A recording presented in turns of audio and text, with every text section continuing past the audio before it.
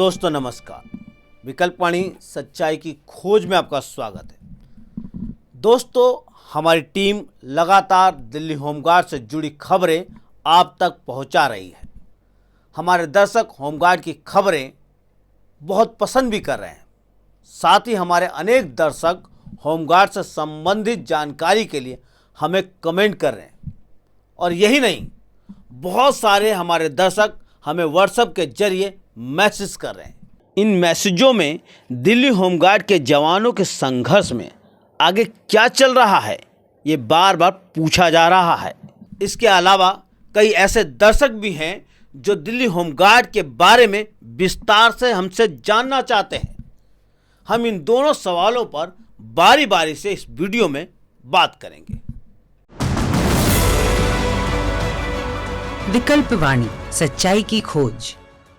सबसे पहले हम जान लेते हैं दिल्ली होमगार्ड का इतिहास क्या है। होमगार्ड विभाग को आज़ादी से पहले दिसंबर 1946 में बॉम्बे होमगार्ड एक्ट के तहत सबसे पहले बॉम्बे प्रेसिडेंसी में स्थापित किया गया था। इसका संचालन केंद्रीय गृह मंत्रालय के हाथों में सौंपा गया था।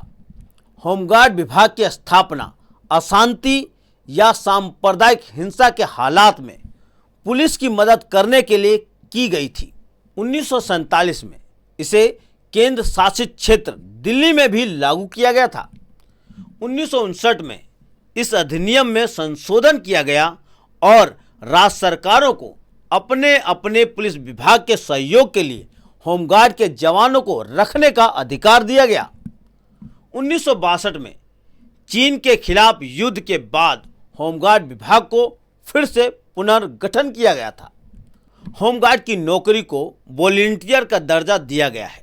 राजधानी दिल्ली में उन्हें दिल्ली पुलिस के अधीन कानूनी व्यवस्था बनाए रखने का काम करना पड़ता है, जैसे कि उन्हें ट्रैफिक प्रबंधन, भीड़ पर नियंत्रण, सरकारी कार्यालयों और बिल्डिंगों की सुरक्षा आदि के लिए इस्तेमाल किया जाता है। होमगार्ड के जवानों को आग की दुर्घटनाओं में बचाव करने का, हथियारों को चलाने का ट्रेनिंग दी जाती है। होमगार्ड के जवानों को किसी भी इमरजेंसी में किसी भी वक्त ड्यूटी पर बुलाया जा सकता है। अगर वे निर्धारित काम को करने से इनकार करते हैं तो उन पर अनुशासन अवहेलना करने पर कार्रवाई की जा सकती है। यहाँ तक कि उन्हें नौकरी से निकाला भी जा सकता है।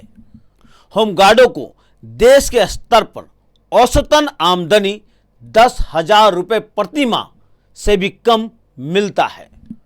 होमगार्ड के जवानों को 3 साल के कॉन्ट्रैक्ट पर रखा जाता है। अगर जरूरत पड़ती है तो उन्हें 2 वर्ष के लिए उनके कार्यकाल को बढ़ाया भी जा सकता है। अधिकांश राज्यों में अब तक उनका कार्यकाल रिटायरमेंट तक बढ़ाया जाता रहा है। दोस्तों, आइए अब दिल्ली होमगार्ड विभाग के बारे में थोड़ा जान लेते हैं। होमगार्ड महानिदेशालय विभाग राष्ट्रीय राजधानी क्षेत्र दिल्ली सरकार के तहत आता है। होमगार्ड महानिदेशक इसके वरिष्ठ अधिकारी हैं, जिसे आमतौर से डीजी साहब कहा जाता है। वर्तमान में दिल्ली में लगभग 8,624 होमगार्ड कार्यरत हैं। इन होमगार्डों की मासिक आमदनी महंगाई भत्ता, परिवहन भत्ता आदि को मिलाकर लगभग 25,000 प्रति माह मिलता है। लेकिन दिल्ली के होमगार्ड जवानों का कॉन्ट्रैक्ट इसी साल 31 मार्च 2024 को खत्म होने वाला था। उन्हें उम्मीद थी कि उन्हें पुनः काम पर रखा जाएगा, मगर जनवरी 2024 के अंतिम हफ्ते में दिल्ली होमगार्ड विभाग ने दिल्ली में 10,285 होमगार्डों की नई भर्ती करने का नोटिस जारी कर दिया। नोटिस के अनुसार ऑनलाइन आवेदन की अंतिम तिथि 13 फरवरी 2024 थी और नई भर्तियां 31 मार्च 2024 तक होनी थी। इससे आप समझ चुके होंगे कि उनकी नौकरी पे खतरा था। इसी खबर ने दिल्ली होमगार्ड के जवानों की रात की नींद उड़ा दी। इनकी नौकरी जाने का डर तब और गहरा हो गया जब 10 फरवरी को दिल्ली में मासिक परेड को संबोधित करते हुए डीजी साहब ने कुछ ऐसा कह दिया जिसको सुनकर होमगार्ड चिंतित हो गए। आइए देखते हैं डीजी साहब ने क्या कहा। ये मत सोचिए कि अब हमारी इतनी उम्र हो गई, हम अब क्या करेंगे। नहीं, आप बहुत कुछ कर सकते हैं और बहुत कुछ करने के लिए दृढ़ संकल्प चाहिए और आपको अपनी जो रुचि है उसका अवलोकन करके उस रुचि के हिसाब से आपको अपनी स्किल, अपना हुनर प्राप्त करना चाहिए। जो आपको समय मिल रहा है उसमें आप कोई दुकान खोल सकते हैं यदि आपके पास पूंजी है। नहीं है, प्लम्बर का काम सीख सकते हैं, इलेक्ट्रीशियन का काम सीख सकते हैं, कारपेंटरी का काम सीख सकते हैं, पेंटिंग का काम सीख सकते हैं। इस तरह की बहुत सारी चीज़ें, खाना बनाना सीख सकते हैं, अपना ठेला लगा सकते हैं, अपनी दुकान लगा सकते हैं, बहुत कुछ कर सकते हैं। नौकरी मिलेगी नहीं मिलेगी उसके लिए प्रयास तो करना है, लेकिन हुनर रहने पे वो नौकरी भी बहुत आसानी से मिल जाएगी। डीजी साहब के इस बयान को लेकर सोशल मीडिया पर लोगों ने ट्रोल करना शुरू कर दिया। कई लोगों ने बोला डीजी साहब को अपनी नौकरी छोड़ देना चाहिए ताकि नए लोगों को मौका मिले। नौकरी छोड़ने के बाद इन्हें भी सब्जी या फल का ठेला लगा लेना चाहिए। खैर, मैं आगे अपनी बात शुरू करता हूं। दिल्ली होमगार्ड विभाग ने नई भर्ती के लिए 29 दिसंबर 2023 को दिल्ली होमगार्ड की नियमावली 1959 में 3 संशोधन किए थे। पहला संशोधन, होमगार्ड की नौकरी के लिए अब 12वीं पास होना जरूरी है, जबकि इससे पहले 10वीं पास होना काफी था। दूसरा, अब आवेदन करने वालों की उम्र की अंतिम सीमा 45 साल कर दी गई है, जबकि इससे पहले उम्र की अंतिम सीमा 50 साल थी। अब इसमें याद रखने वाली बात यह है, वर्तमान में दिल्ली होमगार्ड के जवान 10 साल 20 साल से नौकरी करते आ रहे हैं और उनमें से अधिकतम लोगों की उम्र 40-45 साल से अधिक है और बहुत सारे होमगार्ड सिर्फ 10वीं पास हैं। इसीलिए नए नियमों के अनुसार कार्यरत होमगार्ड नई भर्ती के लिए आवेदन नहीं कर सकते हैं। और तीसरा संशोधन बहुत ध्यान से समझने की जरूरत है। तीसरे संशोधन के अनुसार अब से होमगार्डों के लिए नामांकित शब्द का इस्तेमाल किया जाएगा। इससे पहले नियुक्ति शब्द का इस्तेमाल किया जाता रहा है। आप सोचेंगे एकमात्र शब्द की बात तो है, मगर दोस्तों सिर्फ एक शब्द की बात बिल्कुल नहीं है।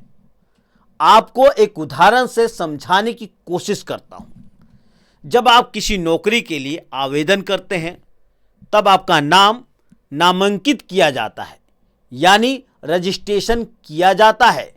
इसका यह मतलब नहीं है कि आपको वो नौकरी मिल गई, लेकिन जब आपको उस नौकरी पर रखा जाएगा तब आपको नियुक्ति पत्र मिलता है, जिसमें साफ साफ लिखा जाता है आपको इस काम के लिए नियुक्त किया जा रहा है, यानी आपको कानूनी तौर पर नौकरी पर रखा जाता है। इसके अनुसार आपके कई अधिकार होते हैं। पहला, आपको मिनिमम वेज आपको मिलता है, आपके लिए और आपके परिवार के लिए हेल्थ की सुविधा मिलती है, पेंशन की सुविधा मिलती है, और जब नियुक्ति हटा दिया जाएगा तो आपको नौकरी का कोई अधिकार नहीं रहेगा। तो इससे स्पष्ट है कि सरकार की मंशा क्या है। सरकार की मंशा यह है 20 से 40 साल के नौजवानों की ताकत और ऊर्जा कुछ एक साल के लिए पुलिस सहायक बतौर इस्तेमाल करने के बाद उन्हें दूध में गिरी मक्खी की तरह निकालकर बाहर फेंकना। यह जो नियम है यह वर्तमान में काम करने वाले होमगार्डों के लिए ही नहीं है, जो नए रखे जाएंगे उनके साथ भी यही होने वाला है। इसीलिए दिल्ली होमगार्ड के जवान अपनी नौकरी बचाने के लिए सड़कों पर उतरकर प्रदर्शन कर रहे हैं।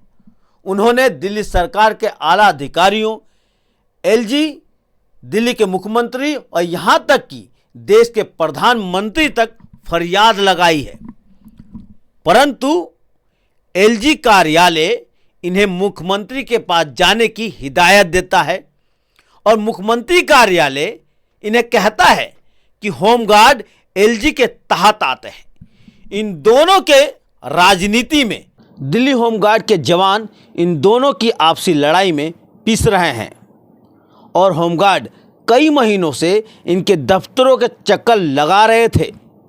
जब इनके पास कोई चारा नहीं रहा तो मजबूर होकर इन्हें दिल्ली हाई कोर्ट में एक याचिका दायर करनी पड़ी। दिल्ली हाई कोर्ट की अगली सुनवाई 6 मई 2024 को होने वाली है। फिलहाल 2024 की नई भर्ती को रोक दिया गया है। इसके अलावा मैं आपको एक खास बात बताना चाहता हूं। हमारे सूत्रों के हवाले से पता चला है इसकी मुख्य वजह, जो नई भर्ती रुकी है उसकी मुख्य वजह क्या है? दिल्ली पुलिस के पास होमगार्ड की नई भर्ती करने और उन्हें ट्रेनिंग देने के लिए उचित संसाधनों की कमी है। साथ ही उनके पास नए होमगार्डों की ट्रेनिंग देने के लिए मैदान तक नहीं है। दिल्ली पुलिस का कहना है उनके जवान किसान आंदोलन और आने वाले लोकसभा चुनाव में लगे हुए हैं। दोस्तों, फिलहाल आगे देखना होगा होमगार्ड अपनी नौकरी बचाने के लिए क्या कार्रवाई करते हैं। जब तक आप हमारे साथ बने रहिए और देखते रहिए विकल्प वाणी, सच्चाई की खोज।